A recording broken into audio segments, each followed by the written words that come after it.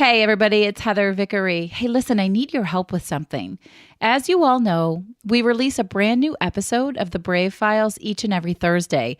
And it just so happens that each and every year here in the United States, we celebrate Thanksgiving on a Thursday. So I've been giving it a lot of thought. What kind of episode do I want to release on Thanksgiving? And I've decided I want it to be an episode about gratitude. If you listen to the show regularly, you know that I believe firmly in the importance of having a gratitude practice and spending time with gratitude. If your mind and your heart and your energy is full of positive things, there's no room for negative and unhappy things to creep in.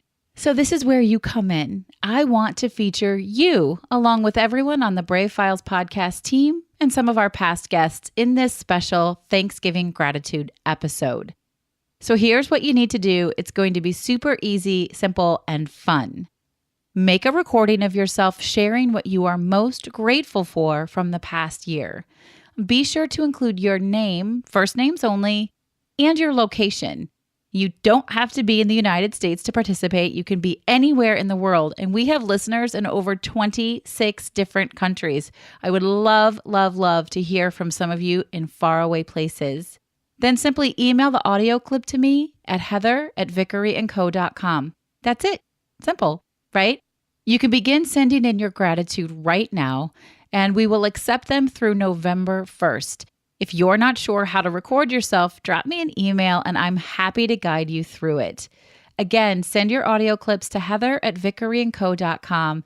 And thank you for helping me create an awesome Thanksgiving episode all about gratitude. I cannot wait to share it with you. Passionate, confident, and grit. You are listening to The Brave Files, real stories from people living courageously. You can listen to the show anywhere you enjoy podcasts, and we'd love for you to subscribe, rate, and give a review on Apple Podcasts. It really does make a difference, and we appreciate it. Now here's your host, Heather Vickery. Welcome to the Brave Files, everyone. This is Heather Vickery.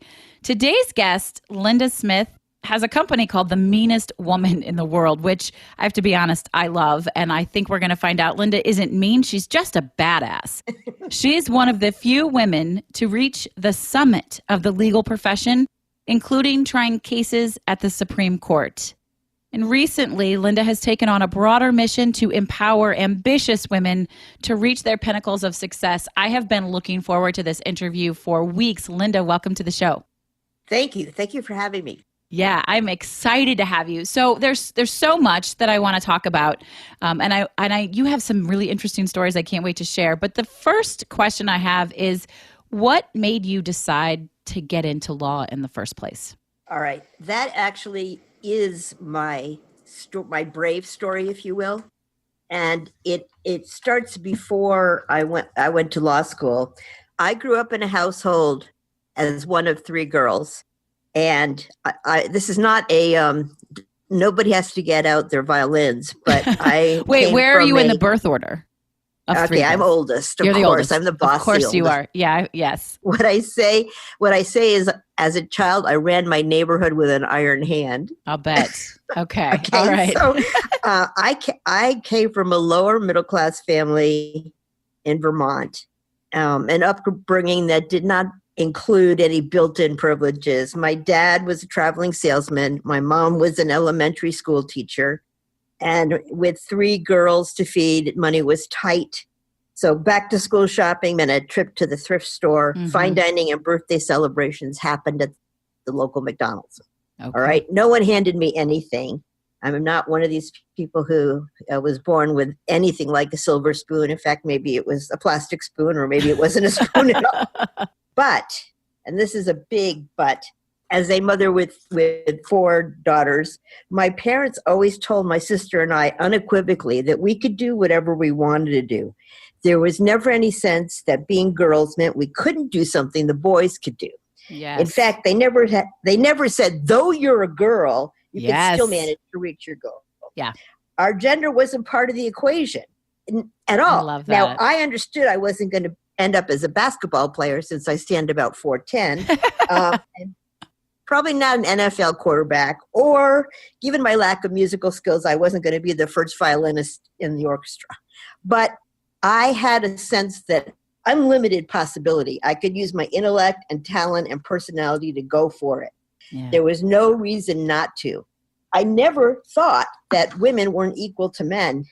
And in fact, I don't know if you saw this quote. I use it a lot. It's Warren Buffett, who's a legendary investor, for those who don't know him. Yeah, we all know him. He said one of the reasons he was so successful was that he was only competing with half the population. So I get that. Yeah, I get that. Okay, so now let me just set the scene a little bit. I'm 16.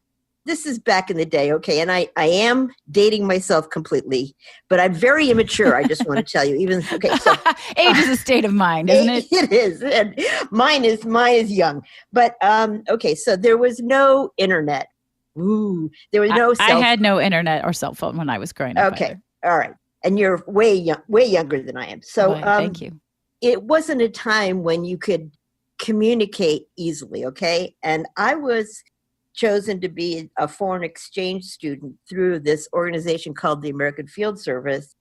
And I hadn't been anywhere yet, and I really wanted to go to Europe, but I was assigned to Peru, and I was assigned to Arequipa, Peru, which is down in the south. So you go to Lima, and then you go down south, and there you are. And I lived in an isolated village, so I was 4,100 miles from my house. Wow. And cut off from my family. As I said, no cell phones, no computers. This is important to the story as I go along. Okay? I lived with my designated Peruvian family. And on the first day of school, I was supposed to go to school. So I went to school with my Peruvian sister, who I called my sister, but, no relation. And I went to this Catholic school for girls. And I walked in, and the Mother Superior had an assembly. So she got everyone in K through 12 and all the teachers together in a room. And it had a big blackboard behind her. And she asked me a bunch of questions. Just you. She was just asking you questions. Yeah, she had me stand up, and she introduced me as the exchange student.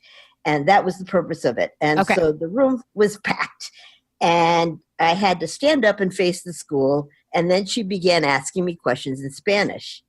And so first she asked me a series of innocuous questions, where I was from, did I have brothers and sisters, etc.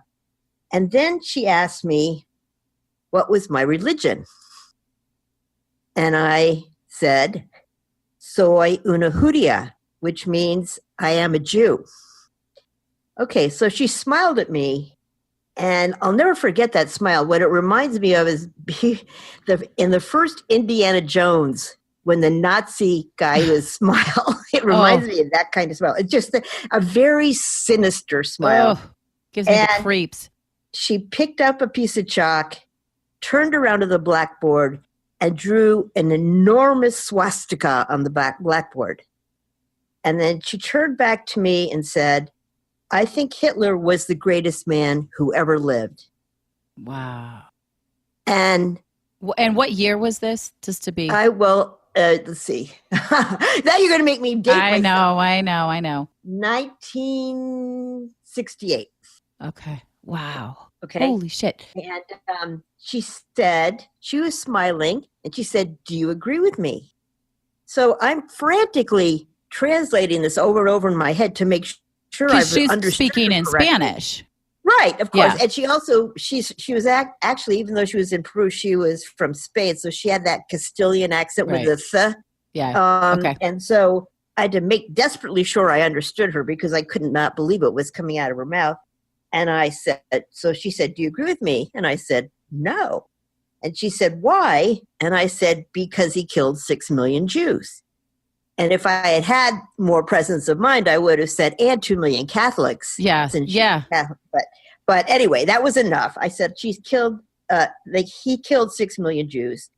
So she smiles at me again, turns back around, and makes the swastika bolder, outlines it, and says, well, I think Hitler was the greatest man who ever lived. Wow. There was not a sound. The entire school was riveted by this exchange. And I was completely shocked and furious. What an ignorant and hateful thing to say. Yeah. And here she's supposed to be a leader and an educator molding the minds of young women and a whole school. And it was rank anti-Semitism that I had never experienced before. And I have to say, since I've experienced anti-Semitism, but never not to that anything. degree. Yeah, exactly. Thank goodness. Yeah. And here's where the I don't know if you call it an epiphany or the aha moment is or whatever, but here's what happened. I was helpless. I had no options to combat what had happened. The Mother Superior had all the power and authority. Yes, I had spoken up and disagreed, but I didn't have any options to combat what had happened. I was far from comfort and safety of my home and no way to contact my parents. Reach out. Yeah. And when I went home and told my Peruvian family, they weren't mean about it and they didn't take her side, but they didn't take mine either. They were sort of indifferent. I think the idea of someone being Jewish was very foreign to them. And also probably the idea of being contrary to the Mother Superior was something they were afraid of, I imagine. Yes. Yeah. My Peruvian sister was wide-eyed.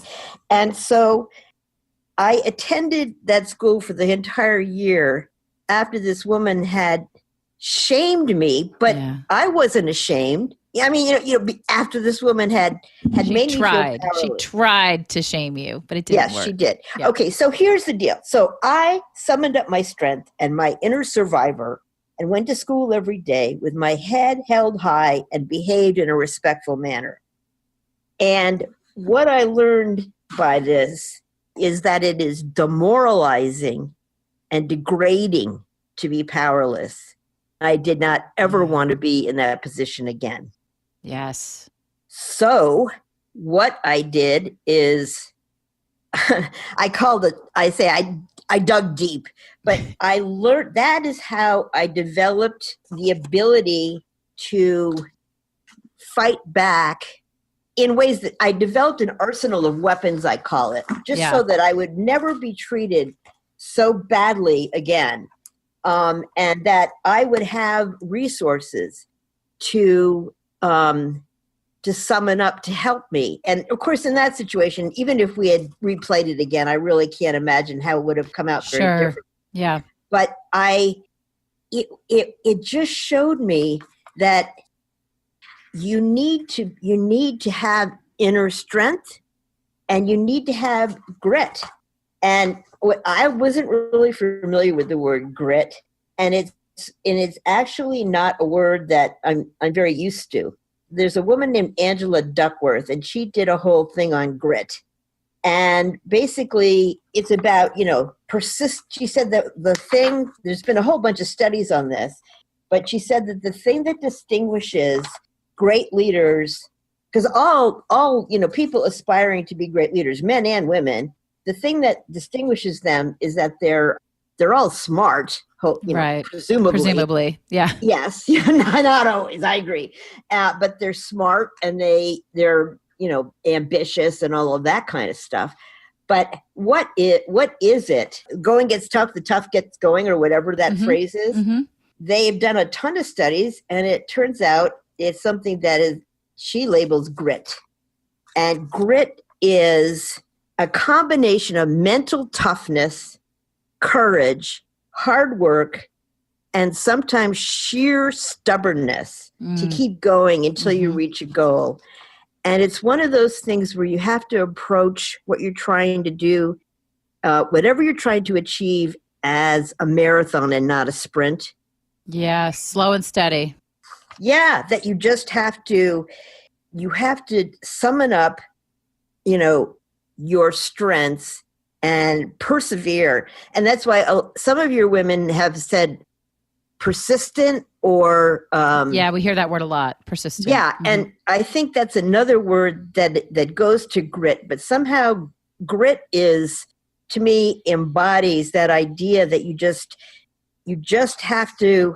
And it goes to everything. It's not just about, having something this traumatic happen, but it is, that mental toughness and determination to keep on going no matter what. And Absolutely. so that's when I learned. So I learned that as I said, it's demoralizing and degrading to be powerless. And I never wanted to be in that position again. So that experience helped me cultivate the toughness and bravery I've needed throughout my career. And the other thing, one more thing about this, and if I'm extending the story way too long, I apologize. It's okay. But until I went to Arequipa, I had never seen real poverty. Sure. And you thought perhaps you had maybe identified, you said you didn't have anything fancy. You had that plastic spoon. But boy, I had a great life. Exactly. Isn't that an amazing thing about travel is it really puts your life in a unique perspective. You bet. In fact, I was thinking about this morning. I saw limbless beggars. I worked in a classroom that was filthy and dark. The children were dirty. They had snot-covered faces. They had open sores. No one cared about them. So sad. I mean, these are little kids. It was just, and boy, I learned that I was so lucky. And I also learned another thing. And I'm not being preachy. It's not like I sound like I found God, but I already believed in God. But it gave me a commitment to treat every person with dignity and respect, because I don't think anyone has the right to feel entitled. No one is inherently superior or inferior.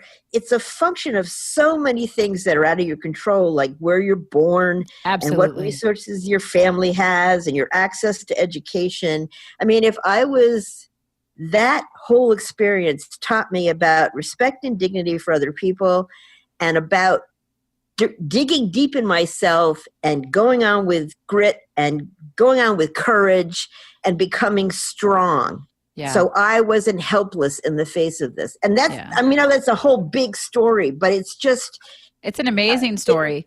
So what really I want to know is, I think I can imagine, but I try not to assume, this is, you never wanted anyone else to be able to feel the way you were feeling. So what kind of law do you or did you practice? I don't actually know if you're still practicing. That's very interesting. And that's where I sort of have to hang my head in shame for a little bit, but not all the way. So I wrote this essay to get into law school about helping this. I didn't write about the nun, but I wrote about helping the poor and how I wanted to become a poverty lawyer. And then I graduated second in my class and was wooed by all the corporate law firms and went to a big corporate law firm and represented big corporations against big corporations. Okay. So I didn't fulfill that. On the other hand, two parts to this. One, I always did what we call pro bono work, which is work for free, legal work for free. Mm-hmm. And I worked with Holocaust survivors, and I did other, and I worked with immigrants who wanted to, were trying to adopt their babies and things like that. And then when I got to be powerful and successful, then I was able to give back. And I talk about this in the book because if you do make it, and I don't mean to the absolute top, I just mean if you're in a position where you can do something like this, then you can leave a legacy. Yeah. And so I took on 2 gigantic pro bono cases that together lasted, I think, about 10 years. Wow. And they involved, the lawsuit they're all in federal court, in the district court. Then we went to the Court of Appeals, and then we went to the Supreme Court. And what were those cases? One of them was on voting rights, and it was Chris Kobach, who's now running for governor of Kansas. It was Trump's immigration czar, and he believes that actually people of color and poor and old people basically shouldn't vote, despite having gone to Harvard, Yale, and Oxford. It's pretty terrifying. Yes. And so he wrote a law that went into effect in Arizona as Secretary of State, and in Kansas as Secretary of State, and in Arizona, that said that if in order to register to vote, you needed to present either your passport or an original birth certificate. So driver's license would not do. That doesn't And of make any course, sense. And also, I mean, I know all the reasons why a person shouldn't actually have to show ID. So that's right, amazing but at too. least, Right. but even if you're going to have to show ID, show your driver's license. Yeah. I mean, if you're poor or elderly or maybe of color, and that might be too much, or that might be too much of an exaggeration, but I know it was designed for that in his mind. You don't have a passport generally. No, and getting your hands on your birth certificate is difficult also. I don't have mine. I have my son's, but I have no idea where mine is. So effectively, he was preventing certain people from signing up to vote. So we filed a constitutional challenge, and that's the one that went through. And we lost in the district court, but we won in the Court of Appeals, and then the Supreme Court declined to take it, which meant that the Court of Appeals ruling stood. Wow. Yes. So, and That's then the awesome. other one, it was, and the thing is, it was only because, this is sort of my rationalization. It was only because I had done all this corporation against corporation in the billions work that I had the power to have, 15 people at my law firm help me with this case. Yeah, absolutely. Brief after brief. Yeah. And what I call it, I did some articles on it, is providing a voice to the voiceless, because none of these people could have sued. None of these people could have afforded this kind of representation. And in fact, don't get me started, because as a middle class person, you can't afford to sue either. I mean, no one can afford to sue. It's so expensive. Okay, so the other one was even more controversial from some people's perspective, and it was called DAPA, D-A-P-A, which was, DACA is the Dreamers. Yeah. The Dreamers. Okay, so that's under attack now. But the Dreamers at that point, this was under Obama, so the Dreamers were fine. And then Obama issued an executive order saying that the parents of U.S. citizen children could stay in the United States without being deported for 3 years. It had no path to citizenship, but they didn't have to worry that if they went to the grocery store, they wouldn't come home. Okay. So not great, but not the worst. No, but I mean, at least it gave them some safety, and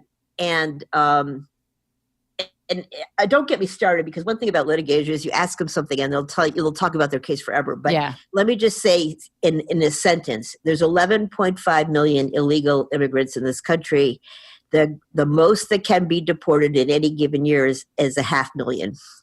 So Congress had actually had a law that said that start with the bad guys. It, of course, was much more sophisticated than that, but start with the felons and the drug dealers and the coyotes, and start with the bad guys and get rid of them first and make them a priority. So leave the parents at the grocery store alone. Exactly. Yeah. So unless they were a felon or a drug dealer, Right. So if you had to not only be the parent of a U.S. citizen child, but you have to prove that you were not a criminal and and then you got to stay. Okay. So Texas and 27 other states, including Maine, 27 states sued the federal government, saying that DAPA, this deferred action for parents, illegal parents, was unconstitutional, illegal, and et cetera. And so the United States defended. So we were partnered with the Solicitor General, and then a lot of people tried to intervene, which means join the lawsuit. And we represented Jane Doe's number 1, 2, and 3, and we couldn't give their real names because otherwise they'd get deported. So we had 3 moms from Southern Texas who were our Jane Doe's, and we revealed their names to the court, but not to anyone else. Right. And we represented them, and we were the only people who were allowed to join the case. And so it was the Solicitor General and us. And it was amazing. When it went to the Supreme Court, okay, so we lost in the district court. We lost in the Court of Appeals. It went to the Supreme Court. When we went to argue it, there were maybe 15,000 people outside marching in our favor. Wow. And every organization in the United States filed a brief. And you'd actually be surprised, like the Sheriff's Association came down in our favor. Wow. Things that, and the Yeah. National Business Association, but every governor, every congressman, every senator, everybody filed a brief or joined with a bunch of people and filed a brief. So when they walked in to have the argument, the briefs, because those are called amicus curiae, which is friend of the court briefs. And when they walked in to talk about this, the justices had to bring all the briefs with them, and there were stacks and stacks of briefs next to each one of these justices, even though none of those people were arguing. It was just Texas on behalf of the 27 states and the Solicitor General and us on behalf of the illegal immigrant parents. And what were you hoping for? What was your case about?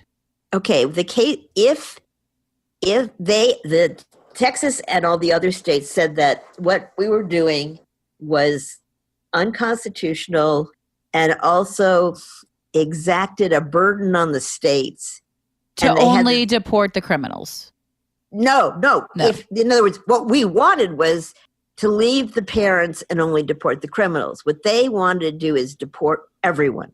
Okay. And they did not want any exception for these parents of U.S. citizen children, no matter how lacking in felonies and lacking in criminality they were. They wanted them gone. So they're more in favor of the policy we have now, where you go to the grocery store and you just don't come home, or there's INS heartbreaking. Yeah, I know. Waiting outside of churches, or going into church. I mean, what's happening now. Yeah. So we were in favor of them getting to stay for 3. We were supporting DAPA, the program to let them stay. Okay. And we were being attacked. And it went to the Supreme Court, and Scalia died before we argued it. Wow. So, and of course, they wouldn't appoint a ninth justice. Right. I remember that. Yeah. The decision came out 4-4. And if the court ties, which it never does because you're supposed to have 9 justices, the decision of the lower court stands, which would be against us. So the court didn't want to issue the opinion. And it's the only case, at least in that term, maybe ever, I don't know that part, but they held it over for like 6 or 7 months without issuing the decision, hoping they'd get a ninth justice. Ninth justice, yeah. So they would be able to decide it. And when that didn't happen, they finally issued the order, and we did not, and we lost because the lower court decision stood. That's heartbreaking. And President Obama, issued statements. He was beside himself because it was really just unjust. It's but anyway, horrifying. So the bottom line is that despite having, I guess in a way, copped out by I did cases. Oh, stop being so hard on yourself. You did a job. So you did it really well. I did. Let's talk about that for just a second. You got the title "The Meanest Woman in the World," which basically meant you were a woman fighting to succeed in a man's world. Just talk for a second about how you got that title and how you feel about that. Okay, I love it. I love it too, actually. I love it. I embrace it. I trademarked it. It started out because my clients, I would practice cross-examining my clients for trial. And these are like CEOs and chairmen of Fortune 100 companies, big guys who are not used to being questioned by a woman. Or questioned by anyone, never, because they have all these male sycophants, not to mention a woman. So I used to practice cross-examine them before they went on the stand, and I knew all their weak spots, and I would just be tough as nails. And they would end up just reduced to a puddle. Then I would, of course, build them back up. So then when they went in for their real cross-examination during the trial, it was easy. Yeah. So they called me sort of affectionately the meanest woman alive. And that's how it started. And then Corporate Board Member Magazine in 2001 did a profile on me called The Meanest Woman Alive. And it stuck. I love it.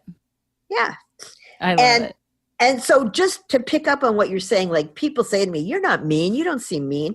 And the thing is, I'm not mean at all. And what I mean by mean is not mean mean-spirited or Right. cruel or nasty.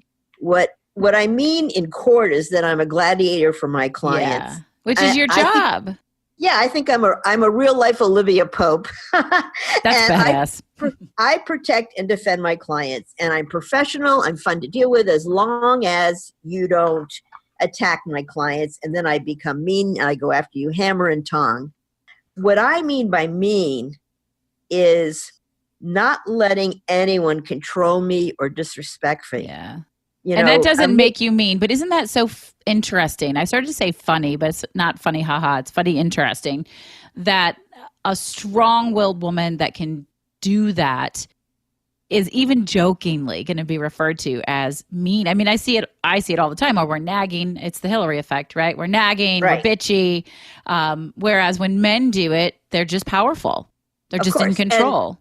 And the old thing is, you know, if men are strong and pushy and assertive, they're aggressive and they're applauded. And if women are strong and assertive, they're bitches. That's right. And period. And you know, you're one of 3 girls and I have 4 girls, and that is something that I have always worked really hard. And sometimes I do have 4 very assertive and aggressive young ladies, but to never ever say, oh, you're being bossy. In fact, what I say is never call a little girl bossy. Tell her she has executive leadership. Yeah, I love that. I tell her that she's being assertive. I will say that. So you're being a little assertive, which isn't always a bad thing, you know. But yeah, I like that executive leadership. We do that. I have CEOs in my midst. There's no doubt about it. So Linda, I just think you are extraordinary. I love the ceilings that you've smashed for women everywhere and the work that you do. I'm very passionately involved in all of those things that you're fighting. And I think we could talk for a really long time. But let's talk about your book. What is it called? What made you write it? How can we get it? Okay, my book is called Smashing Glass and Kicking Ass, Lessons from the Meanest Woman Alive. And the premise of the book is very simple, that after decades of struggling to demonstrate women are equal to men, not only are we not making progress, but we're going backwards. Yeah. And the reason is because we are playing by a male playbook. Yes. Men make the rules, men run the world. And if we continue to try to play by their playbook, we're always going to lose. So I wrote a playbook for women, and it has different chapters. So you can use it if you're working. It's designed actually to help women use their unique feminine attributes to take their rightful place as leaders in business, but it works just as well at home. And in fact, Sure. a lot of people a lot of women and even men have been saying that they're finding lessons in the book that are really helpful to them. And so I wrote this playbook, and it's not about leaning in or trying to outman the man or beating the man at their own game. It's about capitalizing on women's unique feminine advantages. And by that, I don't mean sex. Yeah. I was like, let's talk about that with me too, right? Like, are we perpetuating behaviors? Yeah. No, this is our unique feminine advantages are superior leadership skills. Yes, and they are. What happened is that study after study now shows that the secret sauce for leadership success is emotional intelligence. And a Harvard Business Review hailed all the studies about emotional intelligence as groundbreaking, paradigm-shattering, discovery. But emotional intelligence is really just the marriage of intelligence and empathy and emotion. And there's 12 categories that are the critical bases to become a leader. Okay. And in 11 out of the 12 categories, women outscore men. And in the 12th category, we tie men. So I love that. And where can we find that research? In a 1995 book written by New York Times journalist Daniel Goleman, Goleman, called Emotional Intelligence. And since that time, he and another fellow analyzed 55,000 men and women across 90 countries and all levels of management. and found this was valid, and it's gone on and on and on. So now it's sort of the accepted wisdom. Wow. And It's awesome. I mean, it's not news to me. I feel like I've always known that, but nice that that other people are starting to catch up. I love the idea of your book. Can we buy it on Amazon? yes, hardcover, paperback, Kindle, or I have this amazing Hall of Famer audio reader presentator. They don't call him reader, they call him presenter, who agreed to do it, named Barbara Rosenblatt. And so she does the audio. Oh, great. I love audiobooks. I think I'll check it out on audiobook. I think that's awesome. It's fun to listen to. And we had to sit through the beginning of her recording to make sure she embodied my spirit correctly. And she did. And we talked a bit, but she really embraced what I felt. That's really cool. That is really, really, really neat. So, Linda, what I would love to know from you throughout all of this, what would you say was your biggest struggle? What was the most difficult thing as you were establishing yourself? Being taken seriously. Yeah. And I think the key to that is confidence. Absolutely. My message to women is act confidently. Yeah. Even if you start out, and I have a whole program on that. But the thing is, women are raised to be good little girls and perfect and behave. And we think that if we work hard and we do excellent work, we will be rewarded. But that's wrong. Yeah, that's study after study shows that confidence trumps competence every time. So you'll have a guy who's sort of, have you ever been listening and there's a guy who's sort of a blowhard and he doesn't know what he's talking about. In fact, he's wrong. But he sounds so confident. Yeah. He sounds so good that everyone's following him and listening to him. And you're thinking to yourself, this guy doesn't know anything. Yeah. But confidence, he will be the leader. You're right. Absolutely. So, I mean, it's the whole fake it till you make it thing, but I just don't think that's the right mindset around it. I don't think that's the right frame. You're not faking it. Just be in the space that you want to be in. I always say, I wear heels when I speak and present. And I used to think that I wore heels because people reacted to me differently in the heels. And what I've discovered is that I react to me differently in the heels. I feel taller, I feel thinner, I feel more in control. And that's the energy I give out. And that's the energy people see and give back to me. Exactly. And the other thing I tell women or people, because men are also, is that confidence is a skill. And like any other skill, it can be acquired. Yeah. So that's really cool because you can't say, well, I lack confidence, so that's just too bad. So I'm screwed. The way that you acquire more confidence is to take actions. Absolutely. I work with a lot of clients on developing confidence. It's magic, though, to watch them step up into it. Yeah. But taking action, risking, doing, and we don't even have time to talk about self-sabotage. But no, but it's a thing. That would be another whole session. Well, everybody will have to read your book, and then we'll have to have a little book club because I can't wait to read it. I love that. Sounds great. What would you say has been the biggest great surprise, the best joy? Aside from the birth of my son. Good answer. Yeah, I have to say that. Yeah. That and there's nothing like being the leader of a huge case with billions at stake and having a cohesive team and winning. Absolutely. It really is great. Can you give me one word to describe what it felt like to try a case at the Supreme Court?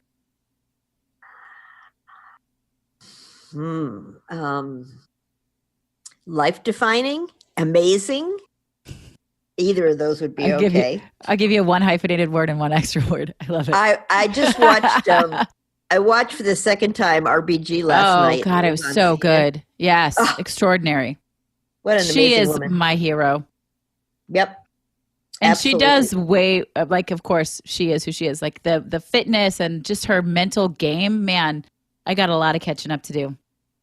So, well, I was in the Supreme Court for a function, and you never get to go in and be in the Supreme Court. But they had a debate between RBG and the head of the Israeli Supreme Court. wow. And I sat next to RBG, and every time she got up to speak, she was so frail. You didn't think she was going to make it around the podium. She had to hold on to everything. Wow. And then she kicked ass. And this little tiny woman who is wearing gloves for circulation and all that, she has a mind that is whip smart, and she has a force that is amazing. Yeah, it's true.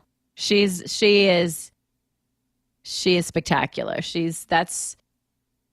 We have all all of these books have come out about her in the last couple of years, grown up adult books and kids books. So we have I Dissent and all of these things that my little ones read. And she's the one that my girls are shown, this is who you want to be. This is who you want to strive for. Absolutely. I love that. So unfortunately, we have to come to the close of the show because we only have listeners for so long. Eventually they duck out. Even though we know you love us, listeners. So I do have my 2 closing questions, which I love. I'd love to know, I mean, you've done so many incredible things. There's something so magical and empowering about a person, any person, but particularly a young girl that can go, I really did not like that, and I'm never, ever going to feel that way again, and I'm not going to let other people feel that way either. Right. From there to all of the cases that you've tried, the ones that you won, the ones that you didn't win, your book, helping women reach new pinnacles of success. How do you celebrate each one of these milestone successes or even the little successes? I feel a deep sense of pride and gratitude. I love That's that. how I celebrate. I mean, I don't, I could say I have a party right. Whenever, but you stop and you honor it and you hold it. I honor it. Exactly. Yeah. And we do actually, you always have a party for your team and the client comes and everybody gives toasts and everybody, but it's more that sense inside of feeling like you're making a difference. And also, I don't want to say this because it sounds like I'm like Mother Teresa. Believe me, I'm not. But I am a role model. Yeah, you are. Own that. That's not bragging. Yeah, and I mentor other women, and I'm showing them that women can do this, and that's really important to me. Yeah, I love that. I really honor and respect that as a form of celebration. Just taking the time to stop and say, "This thing I did was good." Yeah, exactly. I'm good. Mm-hmm. Yeah, that's beautiful. Thank you. And so we always ask at the end of the show, I so believe in supporting our community and our world. So what is your favorite charitable organization to support? Okay, my favorite organization is UNICEF. Okay. And that is because I've done a lot of work with them, and they are focused on child survival and child education all over the world. And reaching out to children in emergencies. And they also have a program for girls to fulfill their potential, or at least to be able to go to school or something like that. Yeah. And, they deal with, starvation and, refugee status and all immunization and HIV/AIDS and clean water and all the things they do around the world. And it's really quite amazing. Very impressive. Yeah. So I would say UNICEF. Awesome. I was actually going to say the ACLU because I really believe in their work too. But I think UNICEF is more regarded as a charity than the ACLU. It depends, but we've had the ACLU on the show. I'm a monthly supporter of the ACLU, so big fan. But folks, if you don't already know UNICEF, you don't know what they do, go get to know them, right? I say this every week, but I really mean it. Check out their website, go to their Facebook page. If you have something to give, time, money, energy, donate to one of their fundraisers, or just share it with some friends and let them know what the work is that they're doing. And let's come together as a community and a world of people to make things better for everyone else. I just can't stress enough how important that is. Linda, will you share your 3 words with us one last time? Yes. Passionate, confident, and grit. Great words. I love the introduction of grit. It's certainly not a new word, but I like the way you wrapped it up. And it's one I think I'm going to really own. Maybe we'll do a little blog post about it because it's really a fabulous word. And to step into that space, that gritty space as an empowered woman is such a gift. My favorite line from this interview, and I have a lot of them, was that gender was never part of the equation. And it's a your parents earn major props from me for raising you girls that way. That's what I hope for my girls. It's what I hope for everyone out there listening. Gender is not part of the equation. And there's so many takeaways here. Thank you for all of the work that you're doing in making the path easier for my kids, my little girls. And you are not the meanest woman in the world, but you might be the most impressive. Except for RBG. But you're welcome. And anything I can do to help women and empower them and tell them to unleash their own power. See, women already have everything they need to act. Yeah. They just need to do it. They sure do.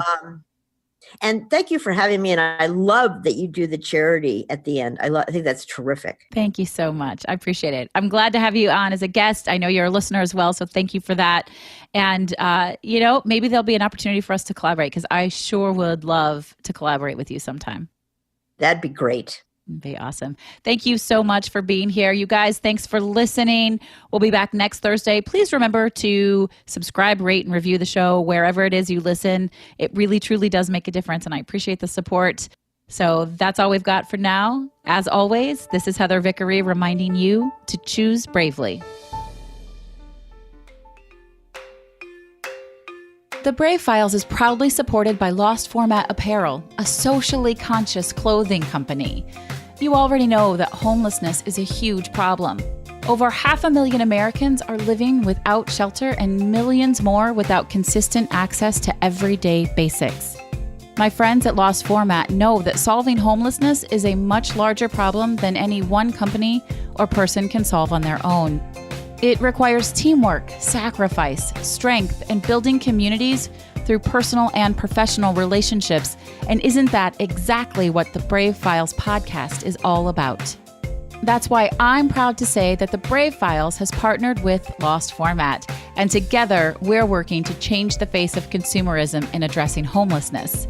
You can now get one of 2 fantastic shirts custom designed specifically for the Brave Files. Each order goes towards providing necessities to the homeless. We have one shirt that, of course, says choose bravely, and another that reminds you that brave is always greater than fearless. Head on over to vickeryandco.com/store to see both beautiful shirts and to check out the entire product line from Lost Format. All of their stuff is super soft and comfortable and has an amazing fit. Use promo code BRAVE to get 10% off of your Brave Files custom t-shirts. And if you have an order over $30, your shipping is free. I choose bravely to take the plunge to help solve homelessness. Are you with me? Thank you for listening to The Brave Files. Be sure to visit thebravefilespodcast.com to access the show notes and discover fantastic bonus content. Music composed and produced by Matt Lewis of Union Music, LLC.